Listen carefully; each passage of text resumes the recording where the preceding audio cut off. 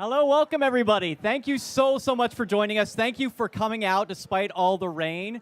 Conveniently, the best part about being here in Hill Country is we have paper towels at every table, so you can sop up that way. So thank you so much for joining us. I am Patrick Garrigan. I'm the Senior Director of Business Development at Atlantic Live, and on behalf of Atlantic Live and our partners at the Aspen Institute, we're so grateful to have you here today. Welcome to our Food for Thought session, the topic that everyone is talking about, but no one understands. Millennials. But we're going to try and grapple with that a little bit. What is driving this generation and what do they want? As the largest age group in the country, how millennials work, vote, spend money, and think will impact all of our lives.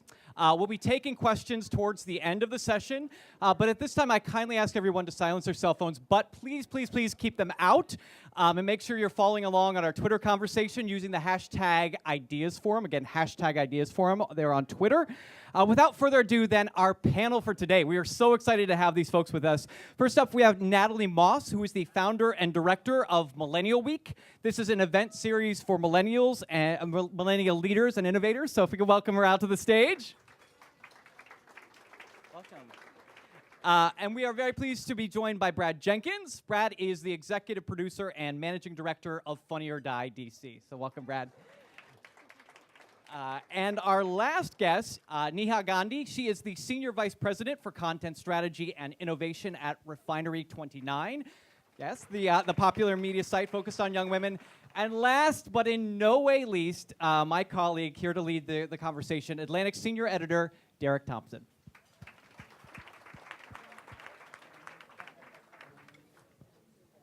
On? More or less? More. Testing. Yes, awesome. Hello, everyone. Good afternoon. Please don't feel like you're obligated to show us your eyes the entire lunch. You may look at your food, you may eat it, you may chew it. We are here, after all, at lovely Hill Country, and you should appreciate the restaurant. I'm so happy to be here. This is a really interesting topic that I write about all the time, and I wanted to kick it off with I don't think that this fact, by any means, is definitive or dispositive of the millennial generation.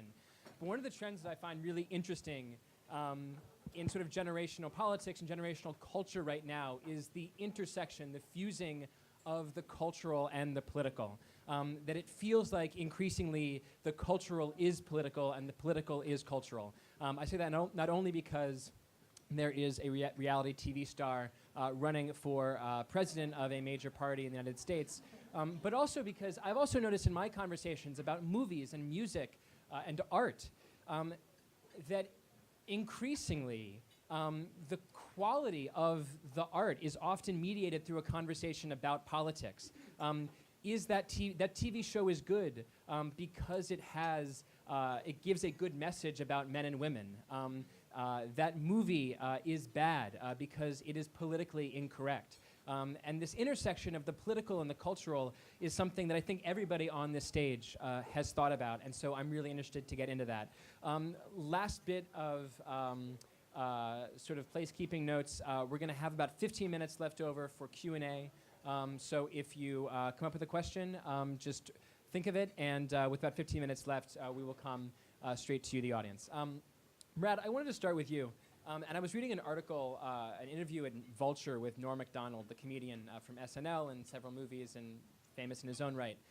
And he made a really interesting point when he said that our philosophers, our modern philosophers are comedians, that we increasingly look to comedians to give us the philosophical, the honest truth about society and the way that we live.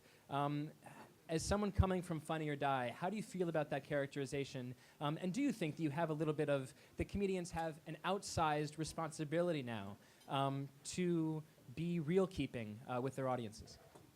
Can you guys hear me?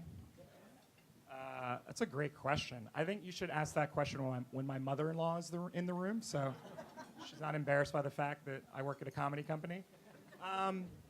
It's a really good question. You know, I do think we think about it, we talk about it all the time. Zach Galifianakis actually talked a little bit about this, in that comedy has somehow become the, for lack of a better term, the political art form of this generation. That, you know, a generation ago it was rock music, right? It was Bob Dylan and the Rolling Stones and soul music. And for whatever reason, the music, and I think hip-hop is having a resurgence right now related to this, but broadly speaking, over the course of the past 20 or so years, it's been comedians, but I don't think it's, I push back a little bit, I don't think it's a new phenomenon. I do think that I grew up in New Jersey doing summer Shakespeare. I was like a Shakespeare nerd, and What's your favorite Shakespeare play? well, I played Romeo. I know. So cheesy. But the comedian, right? Shakespeare, the joker or the jester in the show was the truth speaker, right? He was the character in the show, right? Mercutio or a variety of other characters. They were allowed to say things that no one else could. There was a power in comedy. And I think that remains true today. I think that, we were just talking before, by the way, the chicken smells amazing and I'm getting super hungry. But we were just watching you guys eat, and we were talking a little bit about this idea of political correctness and this idea of safe spaces and all of this stuff that this generation is sort of grappling with. But comedy becomes the last refuge where you are able to say very offensive things, right? I mean, I think that there is a bar. We work with Robert Smigel. I'm not sure if you guys know Triumph the Insult Comic Dog. We produce his incredible comedy series on Hulu. Plug for Triumph. But, Triumph is this sock puppet of a dog, and he's able to say things that no one else can say because it is imbued with humor. So I think that you're right. I think that there is a responsibility. I think many comedians that we work with, not to throw Zach in there again, but when I was at the White House and we did Between Two Ferns with President Obama and Zach, my favorite moment was when we had the president call Zach after it had like 40 million views, and we surprised him. He just picked up his cell phone. It was the president of the United States. And he was very genuinely earnest and grateful for the opportunity to get the word out, right? To get the word out and help. Again, he was similarly saying, I'm going to tell my parents this. They're finally going to think that I've done something good in my life. But I think that there is a lot of comedians we work with. There is, to your point, you can't really separate the personal. And I think that when we were thinking about democracy and you're thinking about individual and civil rights, comedy's powerful, man. And so that was probably the most long-winded answer from Funny or Die ever. We usually talk about fart jokes, so this is a little bit out of my realm. But no, I think comedians do feel that responsibility. I'm really happy that you brought up Shakespeare. You're wrong. Hamlet is his best, but Romeo and Juliet is up there. Because in so many of his works, it's the royals who have power but not wisdom, and it's the clowns who have wisdom but not power. And so in places like King Lear, he's mad and taking his clothes off in wherever he is, some forest. It depends on, I guess, the exact performance. But it's the jester that he's with, the clown that he's with, who's the wisdom giver. And I guess and that the is an old jester tradition. is also the entryway, right? We think of Funny or Die as we're doing that right now with the election. We feel like we have a responsibility to bring an audience in that maybe otherwise is not really paying attention or doesn't feel like it's relevant to them. And so the third wall is typically the joker. Because they speak to the audience, they know how to converse, right? So there are a lot of characters, Shakespeare, that are using very lofty prose. The comedians are speaking in the real English that the folks are watching, right. Exactly. So this is a very long tradition that I think we're just coming back to just recently. So that's awesome, Natalie. Comedians are not the only cultural actors who are inspiring political conversation. Athletes are as well. And to Brad's point, this is not an entirely new trend. Muhammad Ali was incredibly famous for his position on the Vietnam War. But we have to talk about the athlete who has sparked a really national conversation right now about the Pledge of Allegiance, about patriotism and protest.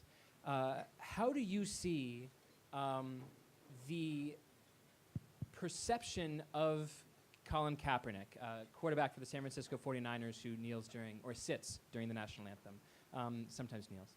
How do you see the perception differing between young people, millennials, and older generations? Sure. So he's been kneeling as of late, to clarify that. But I do think it's interesting. I do think that there certainly is a dichotomy between how boomers versus what we see with millennials view what he's doing. And I think it also depends on who you're asking, because when we talk about millennials, it is the largest generation alive, but it's also the most diverse generation of alive. So depending on who you ask, I think the way they view what Kaepernick is doing will differ. I think the trends that we see and that we see among our audience is that there's no difference, I think, in terms of, there's no issue necessarily in terms of whether or not what he's doing is patriotic. We don't necessarily think that the decision to take a knee as opposed to, the formal pledge is any takedown or any less patriotic in terms of, allegiance to country. But on the flip side of that, I think what he's showing is that, it's not necessarily an equal playing field. I think that a lot of the millennial audience that we interact with, and we've been we just got back from Seattle, Denver the month before that. We're headed into our DC event. I think that a lot of the feedback that we receive from our audience is very positive, because what he's doing is he's using his platform, a national platform, to bring awareness to a topic that, so far has been kind of cubbyholed, depending on what race the audience is, whether or not it's one that they want to talk about and explore. And I think he's taken, Sunday Night Football and really put it on the main stage. But kind of comparing some of that feedback to what we've seen in older audiences, the issue of whether or not it's patriotic comes up. And if you sort of look at the exchange that we see on social media, even ourselves, even tweeting stories about it, depending on who you ask, there are some that view it as patriotic. We've gotten some retweets that said he should leave if he doesn't like it. So I do think that there is a difference, in terms of how different age groups are seeing what is patriotism. Right, and to follow up on that, as you mentioned, and I'm so glad that you did, when we talk about millennials, sometimes it sounds like we're talking about a group of people that can, fit inside of, a hill country. But there's 85 million of them, and it is the most diverse generation in American history. So you're looking at an absolute mosaic of backgrounds and ideologies and beliefs. But to the extent that you can psychoanalyze the people that you have met, or at least describe the way that they talk about Kaepernick and patriotism, what do you detect as the difference in outlook between young people who seem to me the majority of them seem to say he's simply expressing himself, and older generations that seem to me to have the take of, if you don't like our country, you can get out, or you are disrespecting veterans by kneeling during the anthem? And so it's interesting when you bring up the topic of veterans, because obviously we meet a lot of folks, and there are certainly veterans who are millennials that are in our audience, and many of which have, sort of expressed that the reason that they fight for this country is so that everyone has the opportunity to speak their mind, believe what they want to believe in, and express themselves. And that is what makes America great. So when you have that on one hand, that thinking that, okay, we're defending this country so that we'll have certain inalienable rights, but then you have an entirely different group that says you can protest, but you cannot do it that way, there's a problem. Right, that's really interesting. Neha, at Refinery 29, you guys write about culture, you write about politics. I'm interested in a couple of things. First, there's a perception, I think, that millennial readers are essentially a completely different species from 30, 40-year-old readers and that above. And I'm interested, from your sort of panoramic view of the Refinery 29 readership, do you see that young people are, in fact, as different as older people think? Or in some ways, are they just like older readers in terms of what they want to get from the news and what they read for? I think it's so hard to characterize an entire generation that way. We're spanning 20 years. Someone who is 18 years old looks so different from someone who is 34 years old. So I'm hesitant to make real sweeping declarations about how they're different. But I think that there are things that speak to this generation that are largely universal. It is a very diverse generation. I think that for us, when we see our audience, the ones that are largely in that demo come to us from our social platforms, from our email, the behavior is different from, say, someone who comes to us from a Yahoo. Like when we write about the protests in the NFL, the reaction is night and day.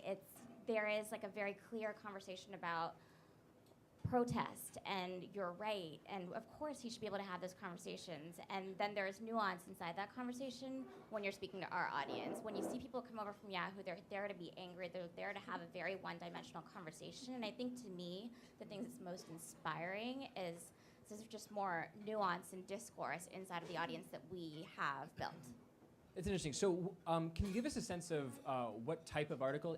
Is it possible for you to characterize the type of articles that tend to be most successful on Refinery 29? I mean, that's where I think that this generation looks like any other generation, right? Like the widest funnel is always going to be entertainment and broad trending news across all categories for us, and then there are niches. I think what's interesting about the way many publications, including ours, have started to talk to this audience is that we're really focused on those niches. So if you want to go deep on something that you really and deeply care about, say that's body image, say that's cultural appropriation, you want to really explore that conversation, we're going to give you a ton of content that does that. And I think that that sort of desire to continue to read more and more and more feels more prevalent inside of this generation and this audience than maybe other audiences. Right. Brad, you guys do a lot of explicitly, maybe not a lot relative to your total amount of work, but you do some explicitly political content. And I'm interested in whether there's any discussion of if there's a danger of using entertainment to make a political point. That sometimes, I understand the theory sometimes seems to be using a funny video as sort of a Trojan horse, and then the voter registration information sort of pours out like the Greeks inside of the Trojan walls. But do you guys talk about sort of navigating the right balance and the danger of sort of being too cute in a way that gets people out of the framework of, oh, that's right, there's an election in November, I need to register? Yeah, I like that visual, by the way. I think we may use that for a video. Big voter reg Trojan horse. No, it's a good question. I mean, so Funny or Die, for those of you guys don't know what Funny or Die is, because not many people do. Funny or Die is a comedy company started about a decade ago from Will Ferrell, who you guys may know, Will. Adam McKay, who's Will's writing partner at SNL for a number of years, and his director, and Judd Apatow, who is sort of the comedy guru in Hollywood. And so Will and Adam really came from that SNL background, right? So the idea that in a week's time, they're able to sort of pull everything that's happening in the world around them, and they're able to put together a comedy program live for the country, in some cases for the world.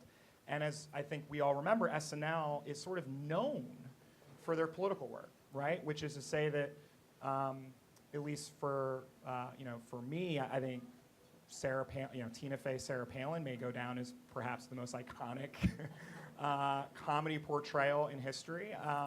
So the question on whether using comedy as bait, almost, is one that I sort of grapple with all the time. So at Funny or Die, I worked at the White House for a few years. I helped produce Between Two Ferns with President Obama, and then Funny or Die hired me, so that was cool for me. And I now run a line of business in Washington where we're trying to really, in many ways, in my opinion, and no offense to political professionals in the room, but I think political advertising is pretty archaic and pretty antiquated. And I think that's part of the reason why young people aren't that engaged in our democracy and in legislative fights. And so we had an idea that, well, why can't we bring comedy like we do for SNL for all of the causes that we care about? And so for the past year, that's what I've been doing. We do creative campaigns for foundations and nonprofits and independent expenditures and campaigns, and we're starting to make an impact. The balance always, though, is our partners, so a partner like League of Conservation Voters has a very clear thing that they want, right? Piece of information out, a list to build, a call to action, a signature on a petition. my writers want a really funny joke. Those two don't always work out so well. And so, that balance is very hard. And we're having, each campaign, we're learning new things. And the great thing about Funny or Die, we're a digital company, we're a television company, but we have really great data people from the Obama campaign. So we're able to track what's working and what's not working. The biggest thing that we're learning is don't try to hide it. Young people hate that. This generation, they don't like to be tricked or feel like they're being sort of tricked. I feel like this is the proactive Google generation. Like they fact check everything. So we're very candid with what we're doing. I think my favorite PSA that came out recently is that Joss Whedon PSA. Have you guys seen this with all these celebrities? And it was so good because all these celebrities are saying, we're celebrities and we're all here to tell you to vote. So you know this is a big deal. There's some self-awareness to that I think really works with this generation because they're tired of those PSAs. Right. They're like allergic to artifice. They're allergic. Right. They're allergic. They can sense it. They can smell it. Yeah. And in many ways, I think that's the challenge that both of these candidates are having, Hillary and Trump. I think Bernie Sanders was the opposite of that.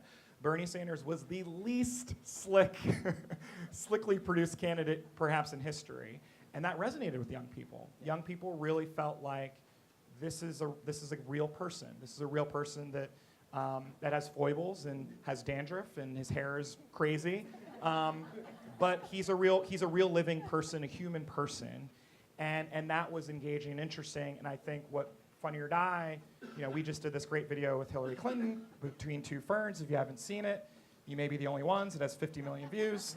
Not to pat ourselves on the back, but that's what we're trying to help do. I think that Hillary is doing in this first debate, and I think you'll see in a lot more public settings, like 100 million people watching a debate, she will have these opportunities to break through, and she is a real person. It's just that young people haven't seen that yet. So. Right. I was actually going to ask you to grade Hillary Clinton's performance in Between Two Ferns, but I don't know if that's beyond your well, I don't produce, so I don't want to take credit for Zach Galifianakis and Scott Aukerman. They've been doing Ferns for like 10 years.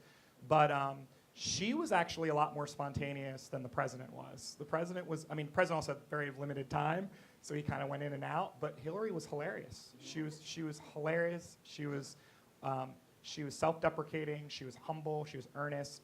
And I do think that over time, America will see that Hillary Clinton. Right. Natalie, it's interesting because people who know Hillary have sometimes made exactly this comment, that in public she seems unbelievably stiff and incredibly produced and manufactured, but in person she's humble and she's authentic and all of this. I'm interested in what you're laughing a little bit, and I may or may not be able to anticipate why. I won't try. I'm interested in the people that you've talked to around the country. One statistic is really striking to me, and that is that 1/3 of 20-somethings, according to the last poll that I saw, I think it was CBS, say they're going to vote for someone who is not Donald Trump or Hillary Clinton. Donald Trump has 19% of the vote, which is by far the smallest among any age group. But Hillary isn't dominating among them the same way that Obama did, the same way that Bernie Sanders did. And I'm wondering what you've heard from the people that you've spoken with about the reluctance to get behind her at this point. I think that I laugh because people say the same thing about me sometimes, so I had to laugh when you said that. So I had to laugh. I think there are a number of things, but I think that you've sort of hit the nail on the head. I think the both of you. I think one is approachability. I think one is authenticity. I think that also some of the concerns, that you hear, that we hear is that, the difference with Barack Obama and what we're seeing now with Hillary Clinton is that she's still, even though, you can't get any more outsider than being a woman in the White House. Right. Let's not forget that. But I think that, go Hillary. Just in case there's any doubt. Just in case. This is a totally nonpartisan. But I do think that what you see, what we saw with him and then what we see with her is that, he was very, outsider. Both of them are, but I think him more so than her. I think that, he just had really a magnetic personality that resonated. And I think that, people just see Hillary very differently. And I think that some of it is stereotype that typically plays into how women in positions of authority are viewed. And so some of it we have to sort of really look at the way that society says you can't be powerful, you can't be certain things, you can't be at the head of the table. And then you look at that, when you look at it through that lens, you know, that may too contribute to why there's some reluctance of people wanting to, you know, to vote for her or support her. But overall, I think that what we've heard, you know, at least among our demographic and the folks that we've encountered in the places that we've been, I think it's just that is authenticity, wanting an outsider, someone like a Bernie Sanders, which is why he was so attractive to the demographic. But, you know, just I think hopefully as time goes on, that'll change some. One of the things that has been a little bit of a latent theme in the last few minutes has been the fact that young people don't use the typical broadcast channels to get the information that they used to. They're getting it from places, frankly, they're getting their news from places that older generations might not even think of as news sources, from Snapchat, from Facebook, from Twitter. Places like Refinery 29 are increasingly sort of distributed across platforms. And I'm wondering, what do you find is the most effective way to reach this generation where they are? Where are their eyes and ears right now? I mean, I think that for us, it's about tailoring the content to where they are, because they are everywhere and they're a little bit different everywhere they are. So the people who come to us via email want a different version. Like, let's say we interview Hillary Clinton, right? That interview looks very different on YouTube than it does on Facebook, with a whole bunch of bait text and you don't even hear her talking that much. Or when it goes out in email, or when it's on Snapchat, it becomes a quiz and then there is some text underneath it. But I think that what's interesting, and we even hear this from the campaign, right? They're so excited about coverage on Snapchat because it feels like the new thing. But I think for us, it's really, how do you slice it across a bunch of different places? And that's really at the heart of our programming strategy. How do you take one piece of content and figure out how to make it something that's appealing in different places? Because it's not like a one-size-fits-all solution. And that's where I think the artifice thing comes in as well. This audience doesn't want to be spoken to like you're giving them the same thing everywhere. They want to feel like the content and the message is being personalized to them. Right, that's great. Did you want to follow up? Well, I was just going to say ditto to everything you just comments. said. Ditto to everything she just said. I mean, and there's something I learned when I was working at the White House. I didn't quite appreciate that the different platforms are completely different voices. Snapchat, Instagram, Facebook. And we have different writers and producers for the different platforms, which is interesting. So that's great. Thank you. Great. Lots of hands. We'll start right here. Sir.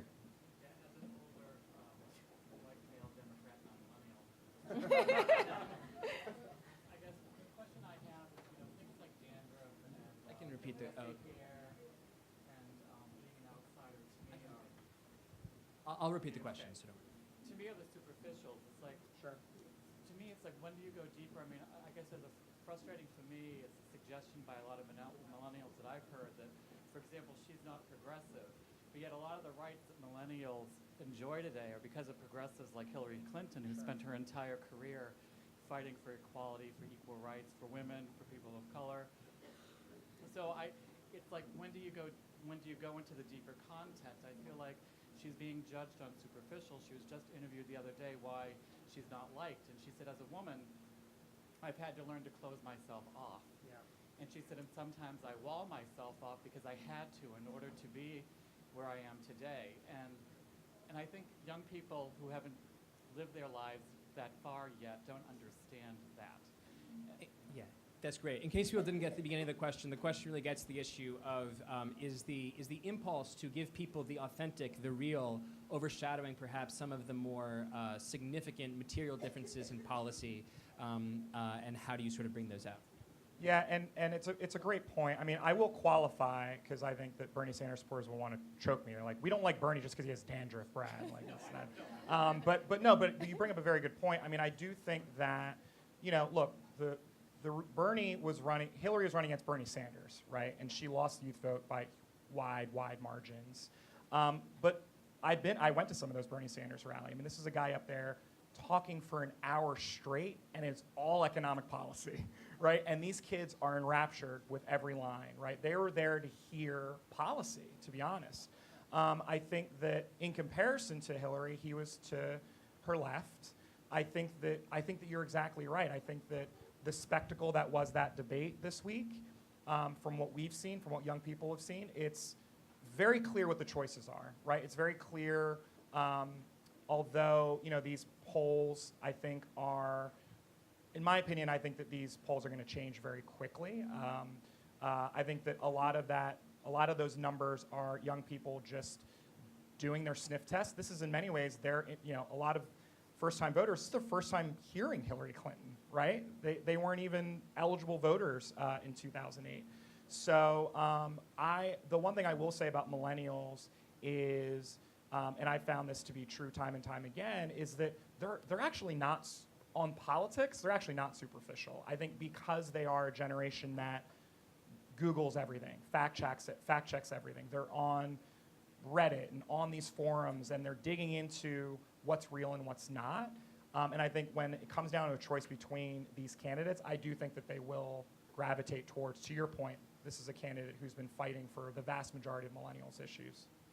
The one other thing I would say really quickly, and then we're going to go there, and then the next mic over here, is when you ask Trump supporters, who skew significantly older, what is the thing that you like most about Donald Trump? It's not policy. It's that he tells it like it is. Doesn't tell telling it like it is isn't the truth. Honesty is falsifiable, and authenticity can be a performance. But telling it like it is the exact same, is a very similar measure of authenticity that young people are applying as well. So I agree with you in the general that I think that there are things from our political leaders that are more important than the sense of authenticity. But this is not a standard being applied exclusively by young people. It seems to be applied by the entire country.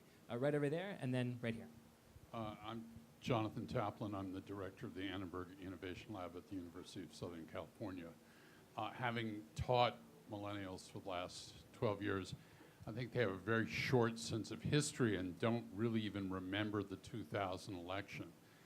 I'd just like to ask you, do you ask your friends, do they realize that a vote for Jill Stein or Gary Johnson is really a vote for Donald Trump, and might that be rather disastrous? I think that a lot of the people who are making those choices, and this is not true across the board, but I think a lot of the, we see Ed Drost from Grizzly Bear as a huge Jill Stein supporter. I think a lot of people are saying, hey, if you're in a state that's definitely going to go blue, go ahead, exercise your vote for a third-party candidate. If you are in a state that maybe there is a conversation to be had and we don't know which way it's going to go vote for Hillary Clinton. That seems to be the message that we're seeing across a lot of those third-party voters, at least in our audience. But I do think that that's not true across the board. I just want to chime in really quickly. I'm sorry, which is that Can't help yourself. millennials support Hillary Clinton over Donald Trump by the widest margin of any age cohort. Yes. So not that you're blaming them, but for anybody no, it's larger than that. It's larger than that. Yeah.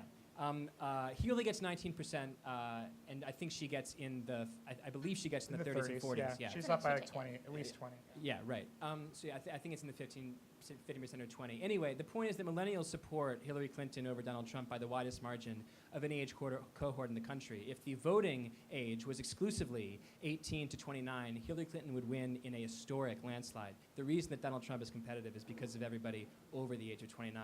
That said, I do think that you know what? I'm not going to go on. We accept your apology. Right over here, sir. So I'm really excited to see racial and gender diversity on the stage and talking about millennials. I'm the director of planning for Washington, D.C. I've worked for a lot of cities to say, I want to recruit millennials, but millennial means single, white, educated men. And understanding this diversity of experiences, of class, of opportunity, and especially of sort of gender and race, how do we sort of get our politicians and our marketers to unpack the idea that the millennials are also diverse? You guys brought it up a lot, but I want you guys to really hammer it in to all the folks who are here that it's people of color and women and parents and LGBT in a way that is higher than just like the single white man. That's, I think, a phenomenal question. So, people always typically ask when they go to our site, Millennial Week, that there are no faces attributed. There's no about section, that my face as the founding director is never there. And that's because I'm typically not what most marketers would look like as a millennial. It's very white, it's very male, a very particular look that I just don't fit. And so typically when I show up or when I meet with our brand partners, there's always a little bit of shock because they don't know what to expect. Typically it's not me. It's not me, surprise. I'm home. And so that's a question that we struggle with as well. So I think what we typically see with our events, because this package is not what people see. Our events are extremely diverse, depending on what city we're in. Typically can either skew, very much all Caucasian male tech in Seattle, which is more that demographic anyway, but because my face isn't attached to it, we see a very different audience depending on where we are. And the draw is very different depending on whether I'm there and whether I'm attached to it. And I think a lot of that is just, you hit the nail on the head. I'm not typically what people expect when they say millennial. We very quickly say that millennials are the most diverse generation alive, but it's still not me.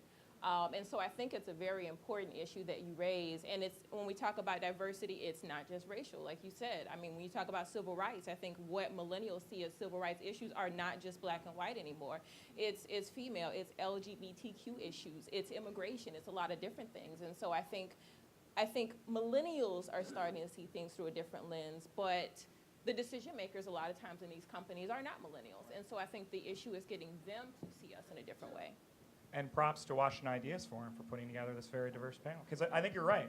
I've been to a lot of millennial panels, and this is the best. Well, I'm not because I'm on it, but it's definitely the best one I've been to. Plus, the barbecue helps as well.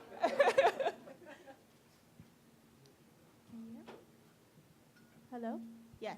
So my name is Crystal Leaphart. I'm based here in Washington, D.C., and I'm 25 years old. So for context for the gentleman, I was 9 in 2000, so I was not able to vote, and I wasn't paying attention. But with that, so I have a question for the panel around what millennials think around civic engagement, but in particular, how do they get active in ways in addition to politics, but also outside of that? So we serve the most, but just other ways that people can kind of hear about the ways that we do give back and the ways that we are engaged. It's a great question. I'll start. I mean, the comedy guy's talking about this. But when I was at the White House, this was a huge part of the president's legacy that he wanted us to be thinking about all the time. And Valerie Jarrett, I worked in her office. Millennials don't get enough credit for that. I think that when you think about how service-minded this generation is compared to baby boomers, it's like off the charts. I think for whatever reason, and I think this probably happens with every generation, every Time magazine cover, but there's this idea that because millennials like taking selfies, they're self-absorbed. I think I've seen a number of covers like that. And it's just not the case. I mean, the data just doesn't bear it out. I do think that to the gentleman's question in the back, I mean, look, I'm concerned as well. I do think that the one thing that Bernie Sanders did do was he inspired a new generation of kids to get fired up about their politics, right? But he did come in a little bit and say that this politics doesn't work, and we need a revolution. And so there is, I think what's different about Barack Obama, the rhetoric and the narrative of Obama, was that he represented that, even you, Brad Jenkins, and I was a volunteer in California and never believed that I could be a part of anything. You can be a part of this movement. You need to stop being a spectator. You need to get involved in your democracy, and let's change this country together. Very much working within the party system. Let's make our party system better. Let's make our organizations better. Let's make our infrastructures better. I think that a lot of the Bernie rhetoric was, let's kind of burn this shit down. And so I think that there are a lot of disaffected young people because the economy has sucked for them and jobs don't look so great, and there is this feeling that, well, politics sucks in general. And I think that, to be honest, it's on us, all of us, the Hillary Clinton campaign, the organizations that I'm sure everyone works with, to do what Bernie Sanders did, right? Bernie put these kids first and brought them in. And I think what you're going to find over the course of the next 50 or so days is that the Clinton campaign is going to do the same. But yeah, it's a very good question. We have time for one last question. Sorry to all those with hands in the air, but I didn't see them eat a lot of food before the panel. So if you come up with food, like frankincense and myrrh before the cradle, they may answer your questions. Yes, sir. Two quick hitters. I'm curious to know what the Vietnam War protest era people, how they're reacting to Kaepernick, and wondering if there's a parallel there. And number two, why isn't the phrase cognitive dissonance ever used in the context of this election and what is said that with so much variation with truth? Do you want to start with Kaepernick? Okay, sure. So I can't speak too much on the veteran issue from that particular war, but I can say that my dad, having served in Vietnam, and we've had very candid conversations, and he said, look, I came back home to a country that didn't want me, and I served overseas. So he has no issues as a veteran with the way that Kaepernick is trying to affect change. So I guess it'll still just sort of vary depending on who you ask. But at least from the veterans that I know in my family, that's the response they've gotten. They see no issue. Anecdotally, my father also, African-American Vietnam War veteran, is very offended by Colin Kaepernick. So I do think that it really is. I think it's just a case-by-case basis. My dad... and he played football in college, right? But he just thinks that for him, after having lost so many of his friends and that coming back in that flag, that just is a bridge too far for him. He also thinks Colin Kaepernick is not a good quarterback, and so that's the other piece of it. He was like, why wasn't he doing this when he was starting? This guy just wants attention. So there's a little bit of that in there. Anyway, guys, thank you very, very much.